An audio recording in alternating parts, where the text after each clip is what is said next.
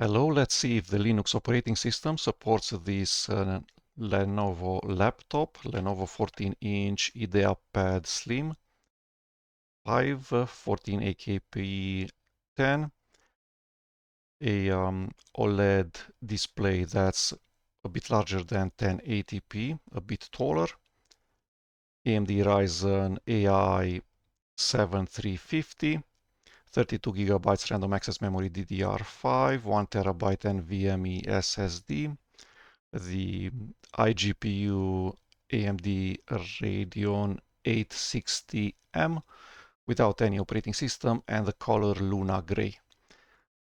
What we see right now is the actual laptop.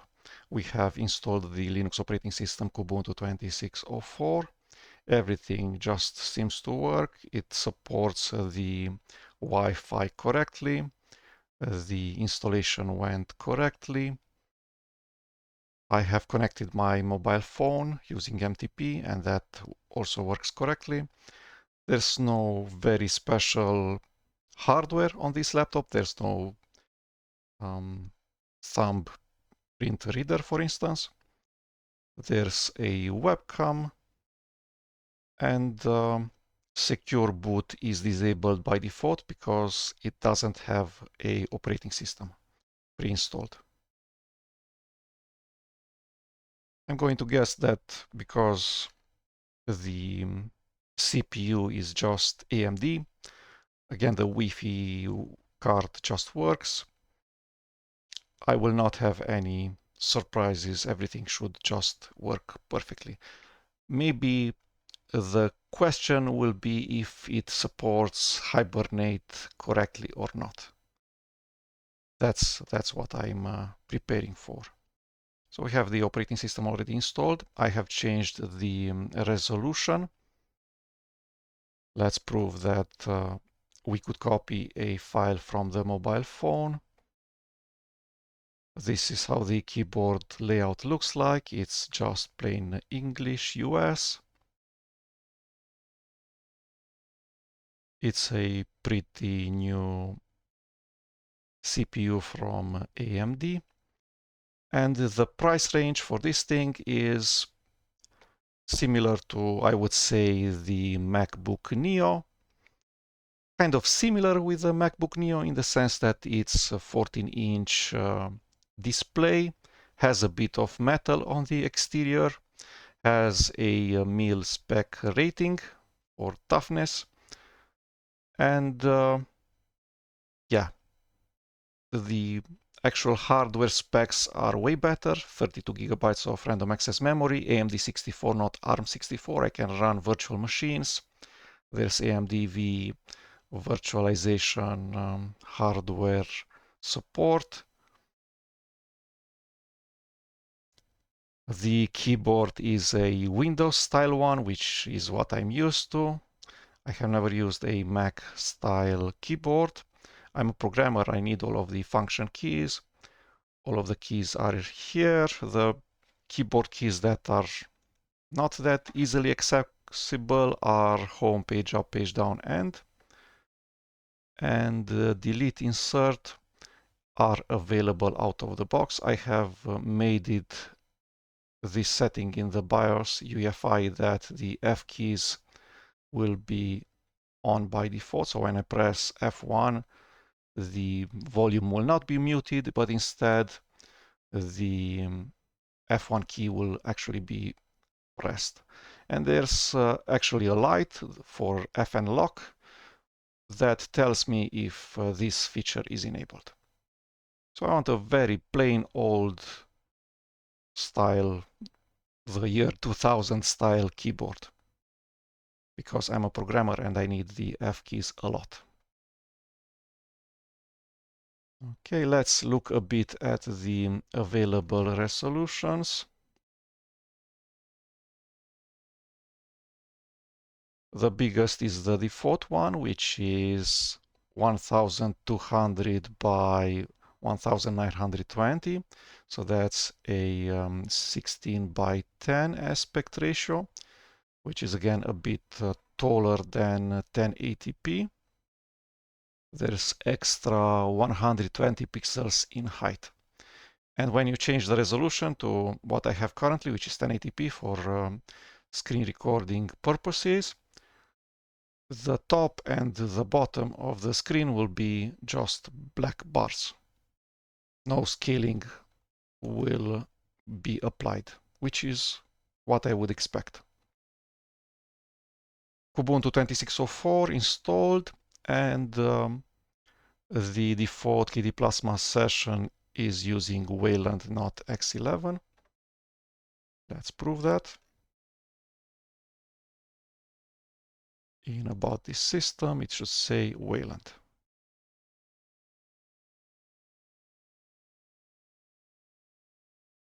From now on, all there is to do on this computer is to actually continue improving the settings on the software and installing more software packages.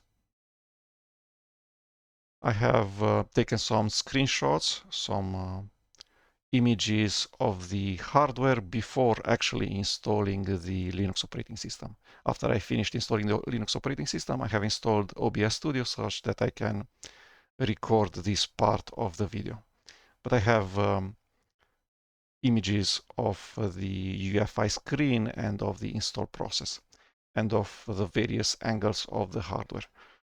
From what I see, there's a bit of metal, at least in this part around the keyboard keys. This exterior of the hinge is plastic. The exterior of the screen is plastic. The back of the screen is metal. And the cooling situation seems to be really great. The cooler doesn't actually, the CPU fan doesn't actually do much. And it blows out air in here into the hinge and takes air from the bottom, which is not that perfect. Here is the hardware. This is a Lenovo Yoga 14-inch carrying case, slim one. The laptop fits in with room to spare. This is the cardboard box. These are the specs on the cardboard box. So CPU AMD Ryzen AI7350, 32 GB random access memory, 1 TB SSD NVMe, display 14-inch, that resolution a bit larger than 1080p, WUXGA OLED. And the color is gray, metal style, Luna gray. This is the only other piece of hardware that existed inside the cardboard box, which is the power supply unit, the USB-C transformer, 65 watt. A 65 watt is a ton for the USB-C cable. So the USB-C cables actually need to be pretty thick to not get warm when they carry 65 watts. This is a bit of paper with instructions inside the closed laptop, maybe in order not to scratch the screen or something. So instructions say that on the right hand side there's a USB type A port that's always on, and that's configurable inside UEFI configuration screen.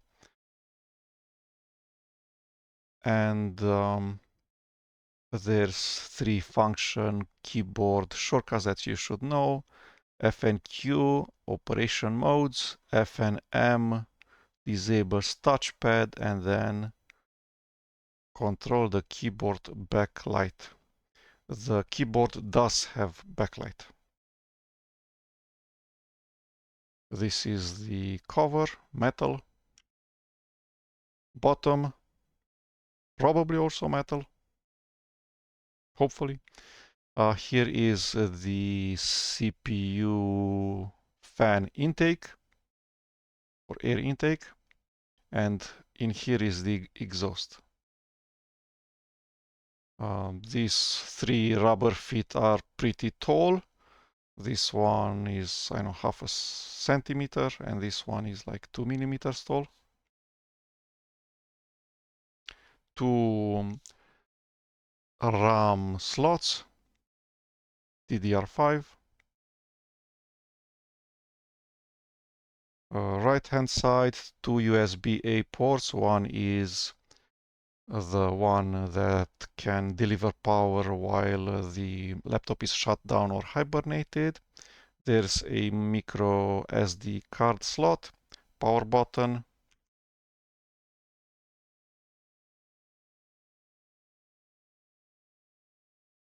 This is the back with the hinge. So this thing is probably plastic, the hinge, exterior. Left hand side, HDMI full size, two hopefully identical USB-C type ports, PD, 65 watt display port, and a jack for microphone and headset, and then the Novo button. If you stick a needle inside, you can restart the computer, reset the computer or something. And this is a LED that shows if you provide power via USB-C. I actually wanted a laptop that can only be fed power via USB-C.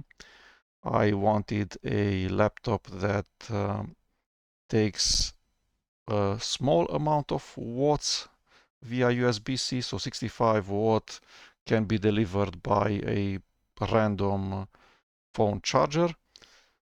I am interested if I can actually not use the charger of the laptop at all and just use a phone USB-C charger that has multiple ports, and one of those is 65 watts. I actually tried, and the laptop didn't like that thing. Said that it didn't actually receive 65 watts, and the USB-C cable actually got pretty malleable and pretty warm to the touch. So again, 65 watt, it actually does consume 65 watt because it would load the battery, it would charge the battery. So the USB-C cable needs to be pretty thick. There's a hardware cover on the webcam, this button.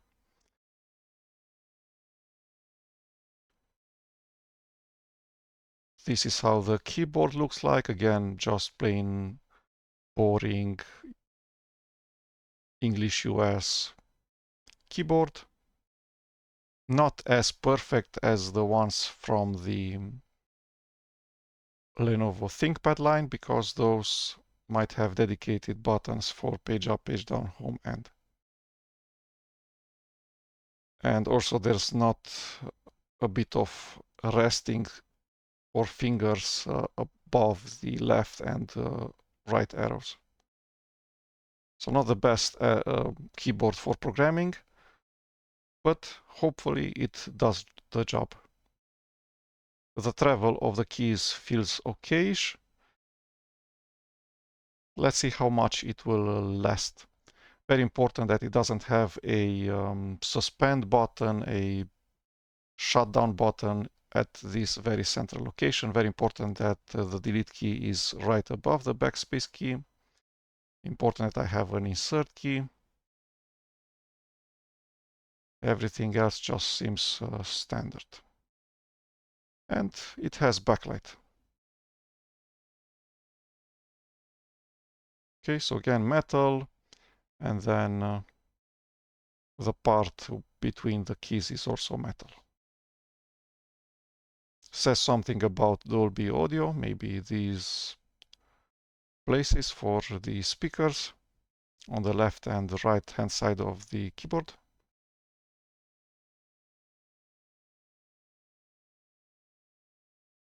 You can charge it pretty fast. Hopefully it lasts more than 5 hours. I don't see why not. The battery should be more than enough for this computer for the usage that I want to provide.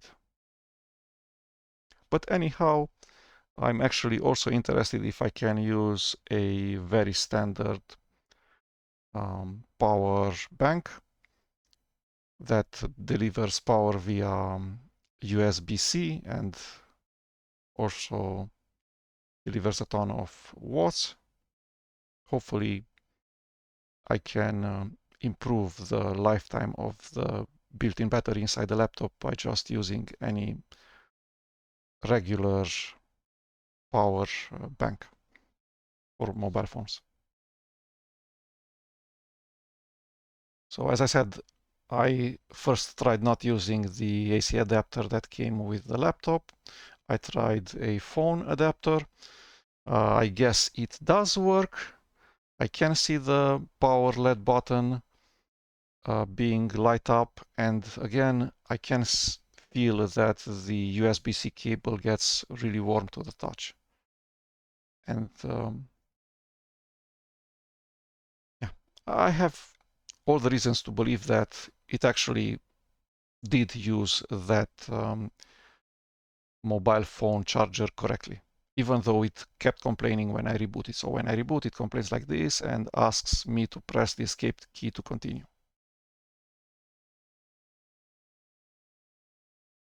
Doesn't have any OS whatsoever. I have downloaded the install ISO for Ubuntu 2604, wrote it using DD to a USB stick. This is the UEFI setup screen. You enter here by restarting the computer and then immediately pressing the F2 keyboard key. The UEFI configuration screen is extremely bare bones. Maybe, hopefully, there's a advanced configurations option. We don't really know the keyboard combination to enter the advanced UEFI settings. You can see that secure boot is disabled, which is great. And these are the tabs, the main tabs inside the BIOS UEFI setup screen. So information configuration, security, boot, and exit, as you would expect. Mouse actually works inside. This is the second tab, which is configuration, allows you to configure date time. You can disable the wireless network interface card. UMA frame buffer maybe is about the iGPU random access memory dedicated video graphics. I don't exactly know what that thing is. AMDV, very important. I do use virtual machines. It's enabled by default. Hotkey mode. So I want the FN keys, the function keys to be, the F1, F2 keys to be enabled by default, which you do by setting hotkey mode to disabled. Foolproof function key, so the control key is on the bottom left corner, and immediately to the right of it there's the function key. So it says that if you press FNA and there's no combination that does FNA, it should actually treat that as Control A, select all. I didn't, not exactly sure if I have enabled this function. Always on USB, it says that if the computer is powered down or and doesn't have, is not attached to AC power, and maybe it's hibernated, etc., you can charge your mobile phone from the laptop. So you can keep your laptop always turned off, not connected to AC power, and you can use it as a power bank for your mobile phone. I have actually disabled this feature, always on USB, that also disabled charge in battery mode. You can disable the battery without actually doing hardware unplug of the battery. I'm not sure if it actually works. Flip to start says that there's two ways of starting the computer. Either there's a button on the side to turn on the computer, but you can also open the lid.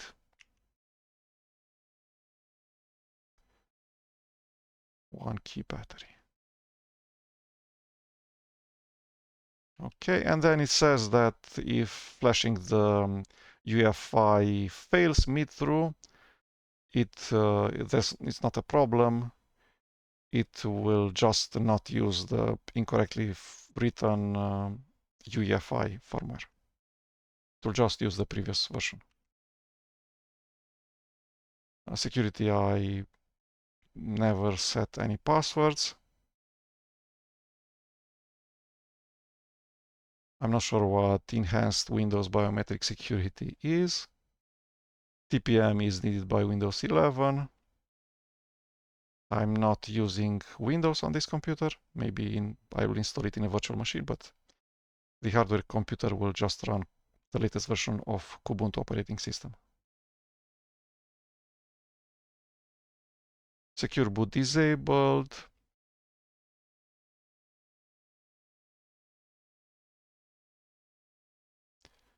Okay, and then for boot options, I have kept the defaults, which is probably, I know, USB first or USB first if there's no NVMe operating systems. I have saved, restarted. Boot in the Ubuntu 2604 install ISO written to a USB stick. That worked. This is the Calamares installer that's offering to install Ubuntu. I did press the install Ubuntu button. I have kept all of the defaults, which is English, US, New York. UEFI, GPT partition table, 1 gigabyte NVMe. I'm not sure what's the vendor of this NVMe. Erase disk, swap to file ext4, so just defaults here. At this point, it finished installing. It asks that I restart the computer. I press the done button, which means that it would actually restart, but then it took me to the Lenovo logo screen, and that took forever. There's maybe a regression here where the user was previously asked, please remove the install medium, press any key. Now I have waited a number of minutes, and then I have actually pressed Ctrl Alt F1 to go to the VT1. In there, I saw the exact same message to remove the installation medium and press any key. And I did that, and everything was okay. It rebooted into the freshly installed Ubuntu 2604 installation from the NVMe.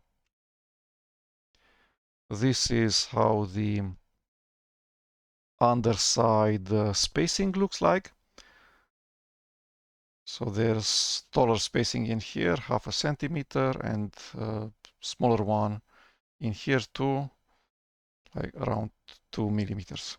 So this gap is actually needed because that's the air intake. And the exhaust is, I'm not exactly sure how that works, but it's here. This is the exhaust.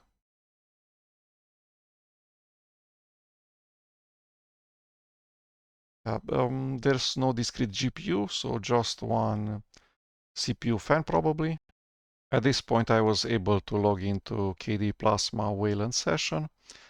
Again, the hardware is well supported by Linux, is pretty simple. Not that many bells and whistles. The BIOS UEFI screen is simple. There's not much to configure there. I had previous experiences where I had a dedicated GPU NVIDIA. I needed to actually disable it very hardcore style from the UEFI setup screen in advanced settings. This is not the case because there's no NVIDIA GPU in here. The Wi-Fi network interface card is supported correctly out of the box. Maybe that didn't work perfectly in the previous months, but nowadays it just works. And if the webcam actually works and if the speakers work, then I don't really know what else there is to be supported. Maybe the Bluetooth and Hibernate, which is suspend to disk. I will do the usual settings that I do when I get a new hardware. So again, the correct operating system is installed, latest version of Ubuntu. I'm logged in with the correct user, which is a sudoer. I'm logged into the KD Plasma Wayland session for the very first time. I can see the welcome center, the first run wizard from the KD community. I don't use advanced features from any operating system. I don't use vaults, KD Connect, overview, activities. Some of the applications I install from deb packages from Ubuntu, some I install from Snap Store.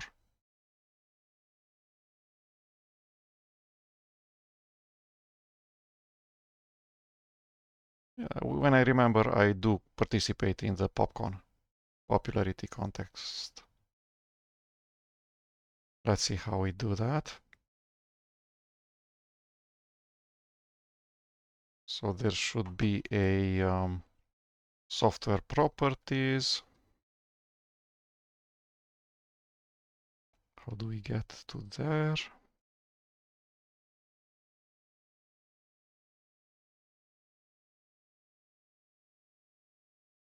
This guy, software properties.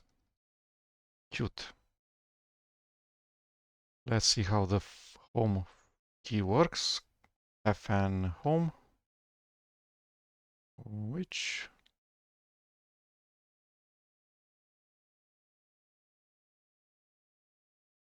Control left, Alt backspace. Okay, I want popcorn, submit statistical information. And I want updates, never check for updates, I can check myself. So don't automatically look for new updates. I'm going to update my system when I want. Okay, that's about it for software properties. Let's look a bit into the actual settings for the deb repositories. The settings look here okay, but I'm going to actually look inside /etc/apt. I cannot go there because I don't have MC installed. So first, update everything.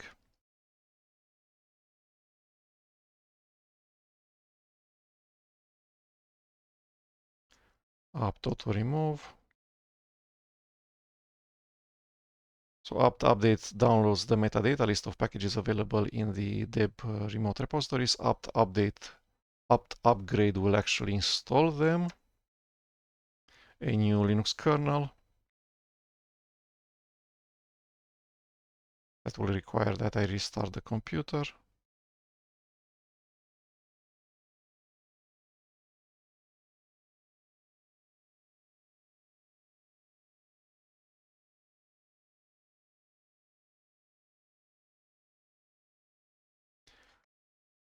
Or megabytes per second times 8, 32 megabit per second. That's a really slow download speed.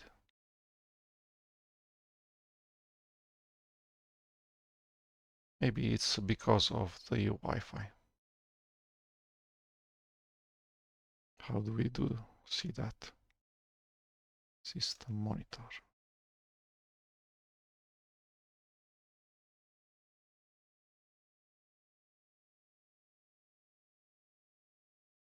Okay, 16 CPU threads. Does have hyper-threading. The CPU is a bit strange. Probably has two different types of cores. Okay, so we have installed everything. The GRUB bootloader has been updated. Next up, we want to start installing software. So survival at the command line, that's apt install OpenSSH server git k git GUI Emacs no x and mc.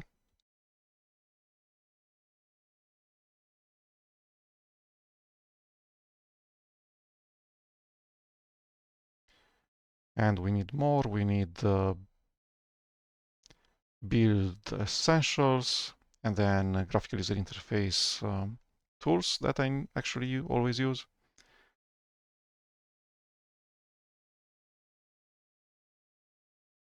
Let's configure some settings meanwhile. So edge, screen edges, I don't want any screen edge action.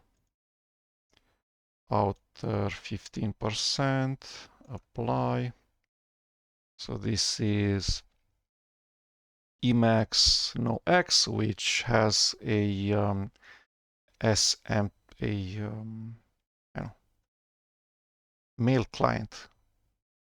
I don't know if that thing is SMTP, POP3, whatever it is. It depends on postfix for some reason, which is a SMTP email server. I'm going to configure postfix to local only.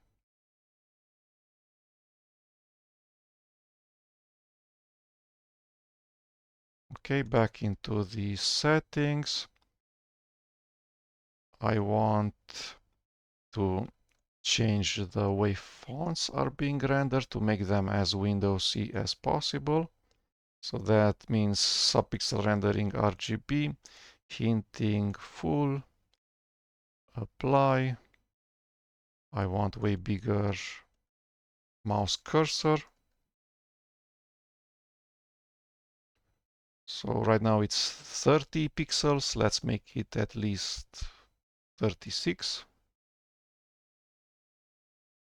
This actually requires that I log out and log in, at least in X11. Maybe this requirement was removed in Wayland. Next up, let's install some graphical user interface tools. My file manager, graphical user interface file manager is of twin pane style. So in this case, it's KD Crusader, a visual diff viewer meld, and I want a remote desktop protocol server, XRDP, XORG, XRDP. And these things will require the KD Plasma X11 session. I don't exactly know the name of the package. I'm going to find it.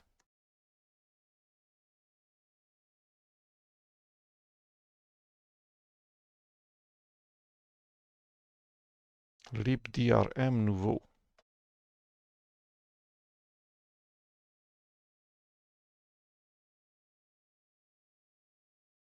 So let's find the name of the package, apt search plasma grep x11. Plasma Session X11, this is the name. So apt install and middle click paste. Does work.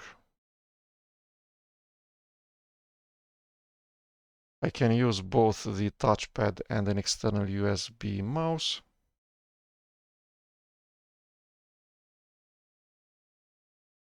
Okay, let's install some additional software. Let's install from the Snap Store.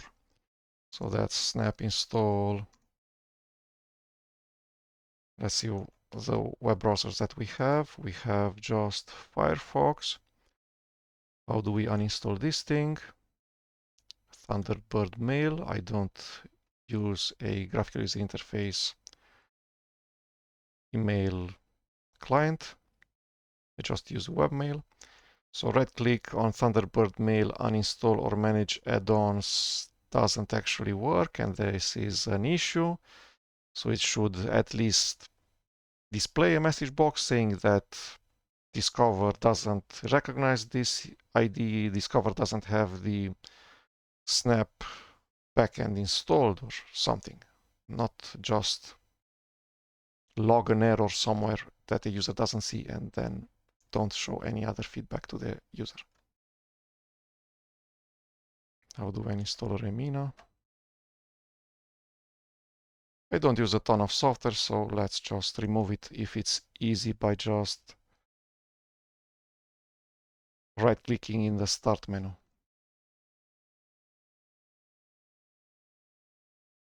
Okay, let's see what other apps we can remove just by right-clicking on the Start menu. Haruna.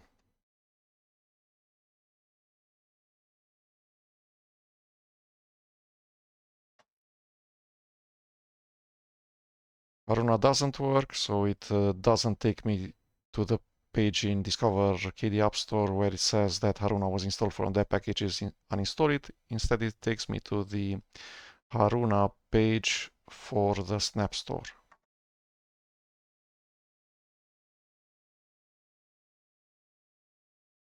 Okay, what else? KDE Connect. Remove.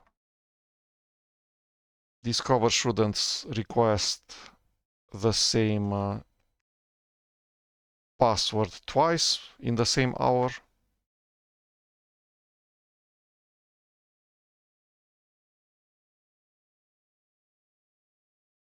Mahjong, K-Mines.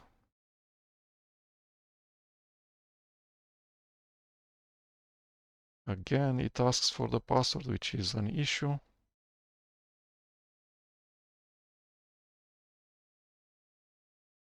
And LibreOffice will require command line action. NeoChat.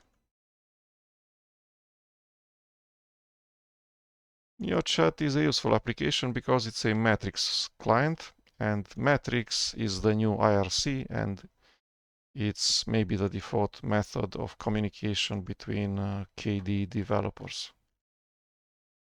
And an important KDE support channel for end users. Sudoku.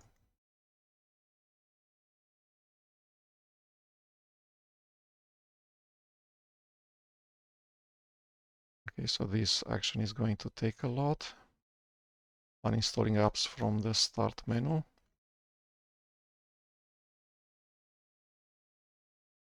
Synaptic Package Manager is a graphical user interface that allows you to add or remove deb packages. It has been available since the early 2000s at least. I'm not sure if it was first created by an apt RPM Linux operating system, maybe by the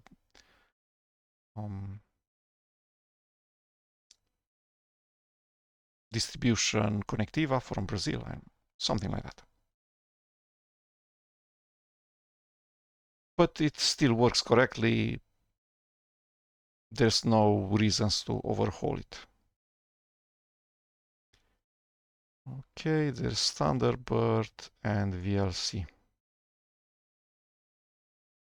I don't use VLC.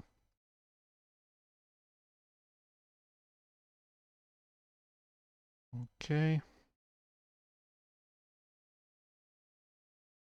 So first let's uninstall things from the command line. Step, remove,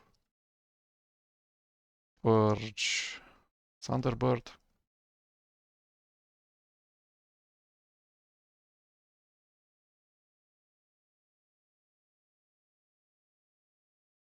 Opt, purge, LibreOffice.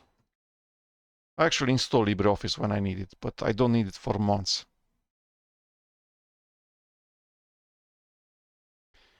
At this point, a auto remove is probably a good idea.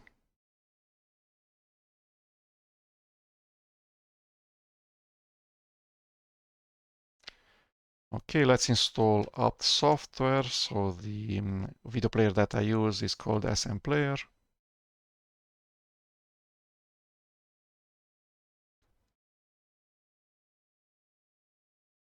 What else do we need? This is it for now.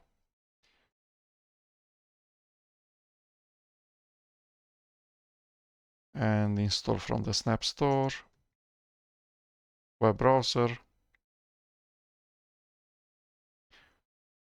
So the Snap package for Mozilla Firefox has worked correctly for me for the last, I don't know, 4 Ubuntu releases, which means almost 2 years. Ubuntu has a release every 6 months.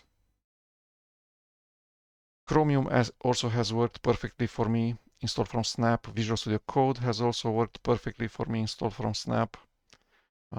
Zoom has also worked perfectly for me, installed from Snap.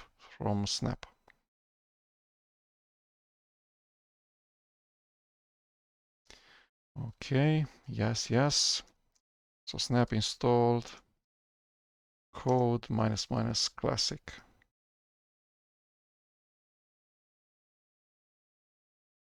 This depends on Ubuntu 20, and we're at Ubuntu 26.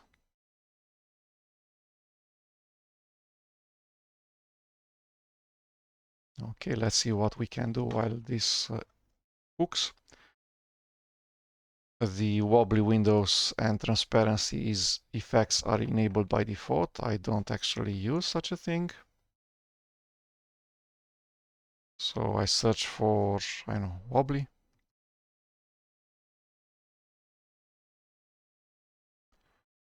Translucency and wobbly windows.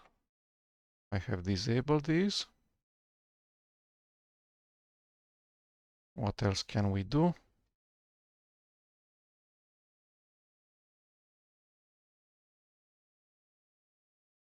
Let's look at the list of installed applications again. I don't use Elisa, a music player. We didn't yet uninstall Haruna. Let's see how we can do that. Ctrl-Shift-T. Become the super user. Apt remove Elisa Haruna.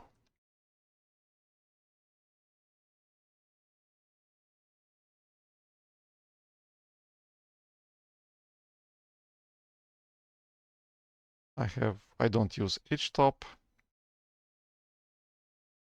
I need Kate. Kate should be favorited, and it is. Console should be favorited, it is. All of the applications that are in the start menu favorites, which is the default tab that's shown in the start menu. There's no actually reason to have them also pinned in the main panel. So unpin it from Task Manager, the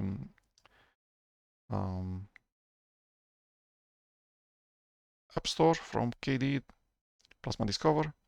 I don't actually use Dolphin. It's already favorited.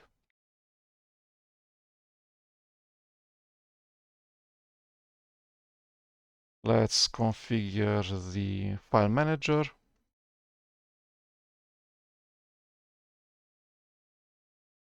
Okay, okay. Panel, layout, classic, apply. View, smallest, brief, smallest, apply. And general, viewer editor, editor/usr/bin.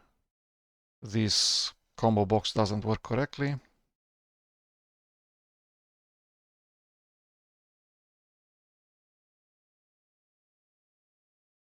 Okay, and this should be it. Settings, don't show any toolbars. Don't show function keys. Show embedded terminal. Don't show status bar. Great.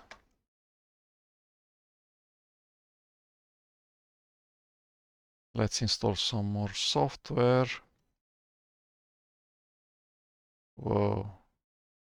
So if you provide a long list of applications to install and one is already installed, the command fails. That's strange. Okay, so we're on Ubuntu 26.04, which is Ubuntu 26. Visual Studio Code depends on Ubuntu 20. The Chromium web browser depends on Ubuntu 22. So I have 3 installations of Ubuntu right now on my computer. 20, 22, and 26.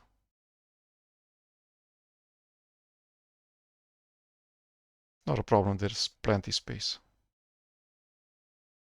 They're easily uninstalled, easily purged. As long as I install software just from the Snap Store and from deb packages, the very official deb repositories from Ubuntu, there's no problem, there's no pollution there.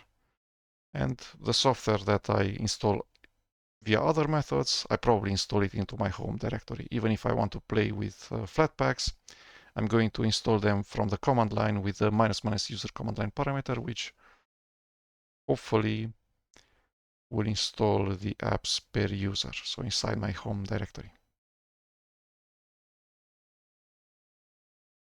Okay. And I'm approaching the place where I don't really know what else I can do. So pin positions, Firefox first position,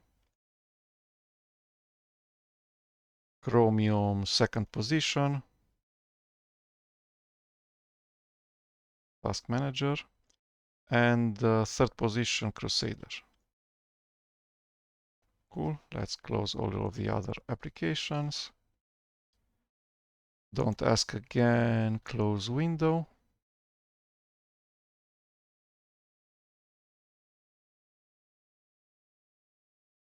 Discard. So console should not be pinned.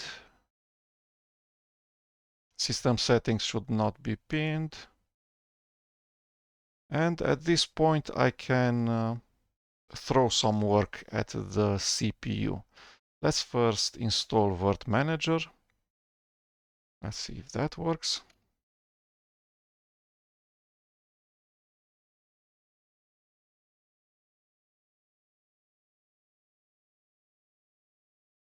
So Word Manager is a virtualization software, graphical user interface software that actually depends on QEMU, that actually depends on KVM, that actually depends on the hardware feature AMD V, which we saw is enabled by default in the UEFI configuration.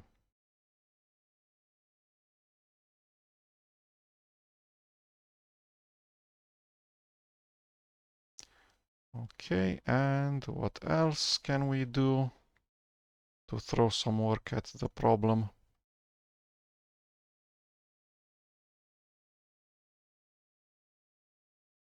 Let's see if we can actually build software. So kd.org. I'm going to configure Firefox. I don't really like how it looks by default. So toolbars, bookmarks never show. I don't want this thing or this thing or this other spacer, the user.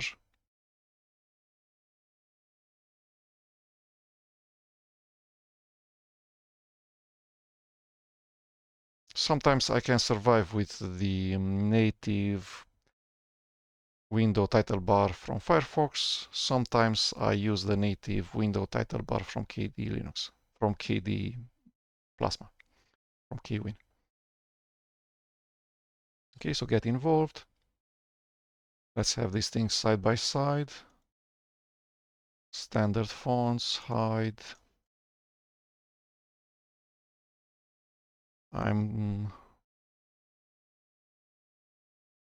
Let's have a new tab. It says that if you want to start contributing as a programmer to the KDE community, this is the place where you should be. So the page get involved in the KDE wiki named community.kde.org. There's a link here says develop KDE software.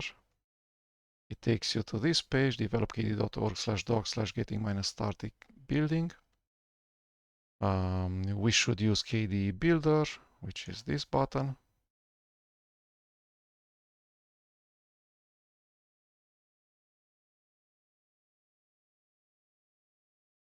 Okay, let's also download a operating system. Meanwhile, let's see what we can install. Let's go with, I know, Fedora KDE. Okay, so we're after the Fedora KDE Linux operating system. This operating system actually has a ton of names. Fedora KDE Plasma Desktop,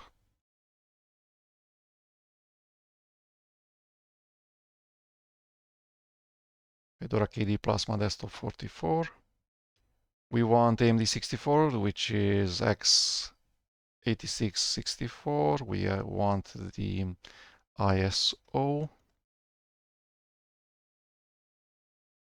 It actually didn't ask where to download, which I don't like. I want to edit the settings of the web browser, Firefox, so I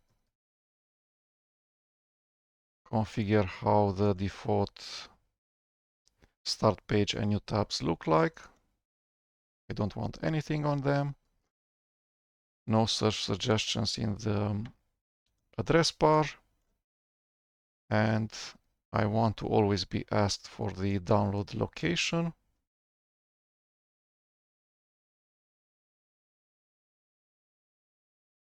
So download speed 30 megabytes per second times 3. That's times 8. That's more than 100 megabit per second. So pretty good.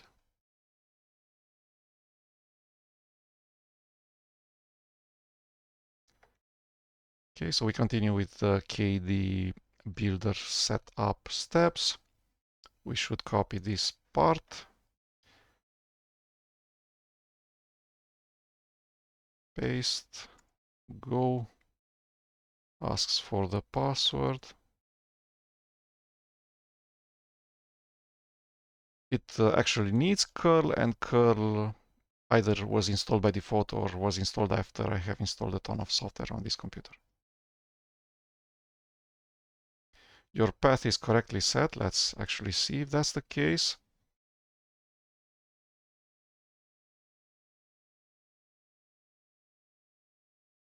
And it's not configured correctly.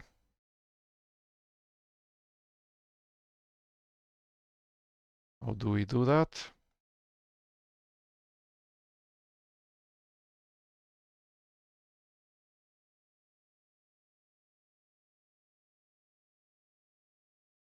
And now it's configured correctly. I'm not sure why Debian, if the directory tilde/.local/bin does not exist, doesn't put this directory in the path environment variable. So you first need to create the directory tilde/.local/bin, and then you need to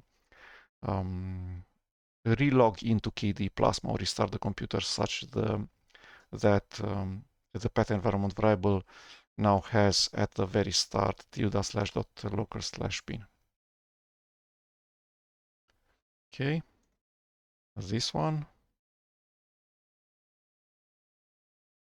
Let's see how it looks like. Middle click paste. Just default options. This should be debug on my computer.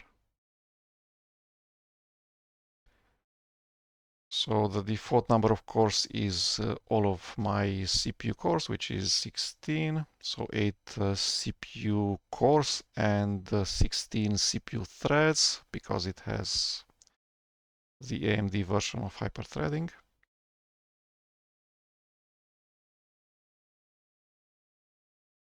Okay, the rest looks okay. Now it's going to install 1000 deb packages.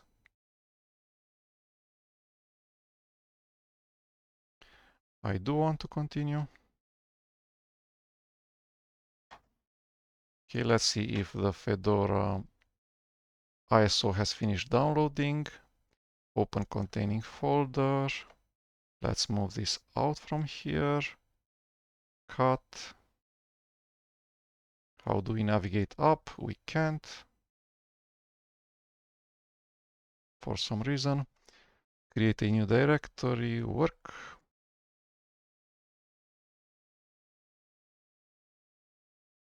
To delete. ISO. Control V. Okay, let's configure Word Manager. The fan did not start yet. The CPU fan, I cannot hear it. So it says that either I don't have...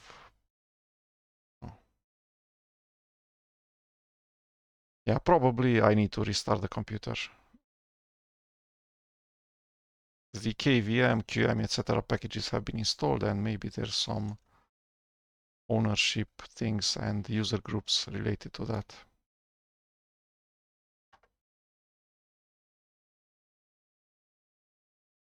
Okay, I'm going to restart in a few minutes. So KDE Builder installed distro packages. This is successful. Next up, we're going to start building software. Let's build the simplest software, make sure that the installation is really successful. KDE Builder kcalc, kconfig. So all of these are KDE Git repositories, kconfig, repo metadata, extra CMake modules.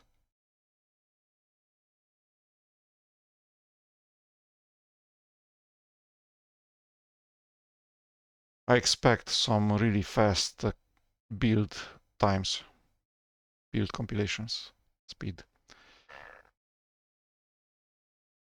And now the CPU fan has started.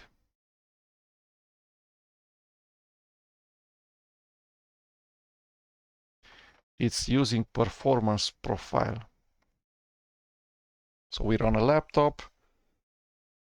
It's connected to AC power.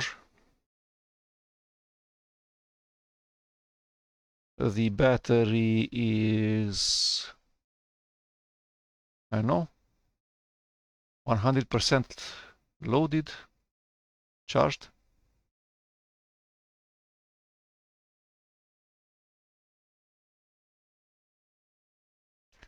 Power profile balanced because the compilation has finished.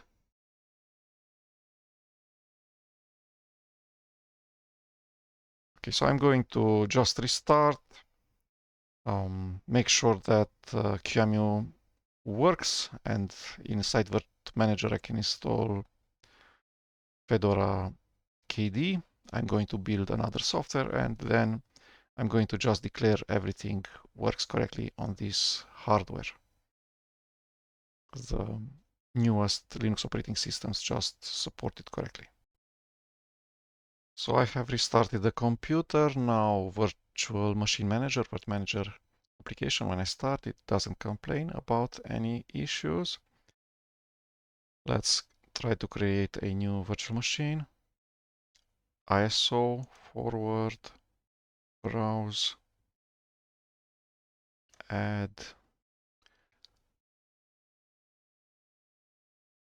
and how do we do that?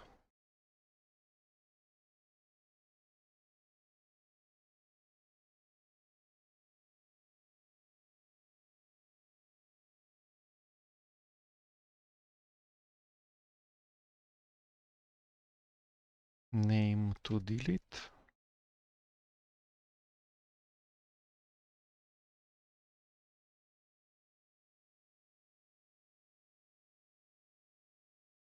Sounds okay, finish. Refresh. ISO file is there, choose volume. It has automatically selected the correct operating system, which is Fedora. Forward. Do we want to change the directory file ownership?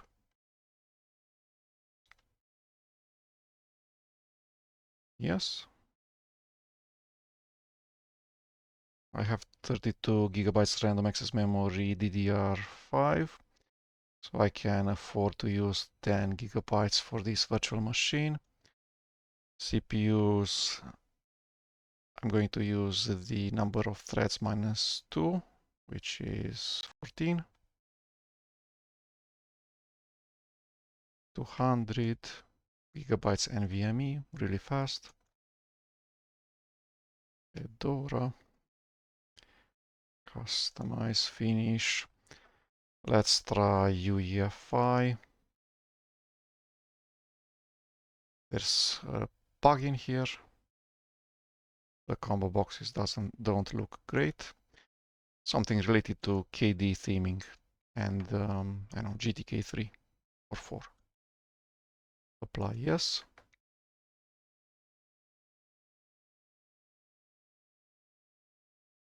VirtIO disk, VirtIO network interface card, begin installation.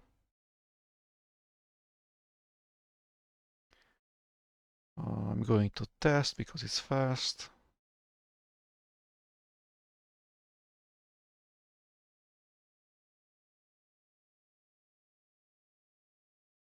And now the install media will run in live CD mode.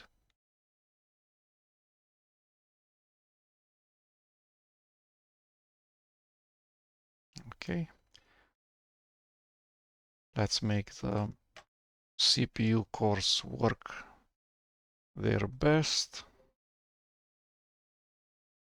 KD builder, kcalc. So Fedora KD has started in live CD mode. We are inside the KD Plasma Wayland session. We can see Welcome Center. There's a ton of sound in there. So the sounds are way too much. I'm not exactly sure where. Let's fix those. So system settings.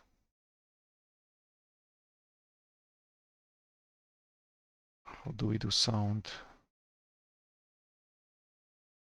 System sounds is the sound themes, and the setting is not there.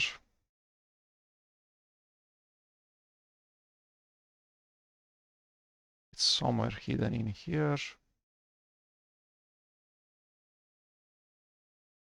Okay, playback, streams, notification sounds.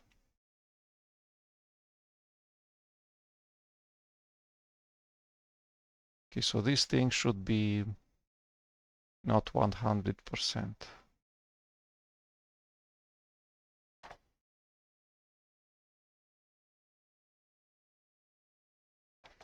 Okay, next up, the English, where are you hidden? English, United States. Next.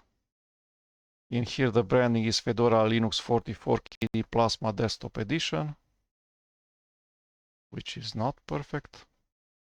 Use entire disk and BTRFS.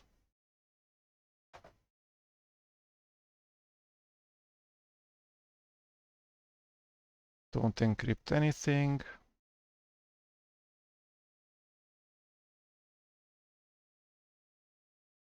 So BTRFS / and then there's a /boot s/boot/EFI. We have booted in UEFI mode and probably with secure boot enabled inside QEMU.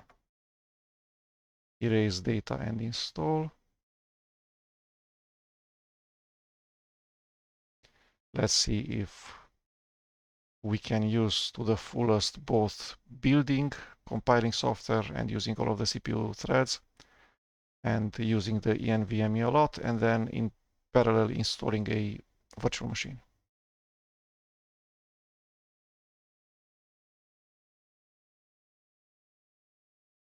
It seems that the way of changing the Linux power profile actually works. We can see it in multiple places where it says performance profile in KDE Builder, and then in the battery system tray icon, it says performance power profile. One application has requested activating performance power profile KDE Builder building projects. And KDE Builder has also blocked sleep, which is suspend to random access memory.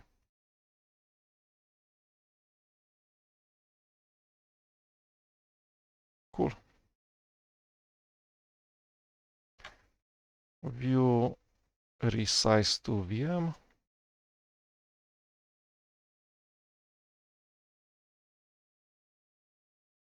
Why doesn't view resize to VM work? It did the second time. Okay, so that would be it. I couldn't find any issue with the hardware support in this laptop. Do buy it. It's a ton of bang for your buck. Similar prices to Apple MacBook Neo. Pretty sturdy chassis. Similar screen resolution, similar screen size. The webcam works perfectly, both infrared mode and the normal mode. There's 1080p resolution, 30 frames per second. The hardware shutter on top of the webcam actually works. The CPU is fast.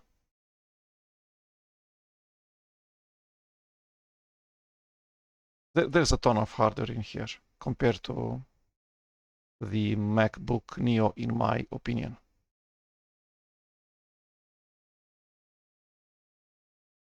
So this is it. Thank you.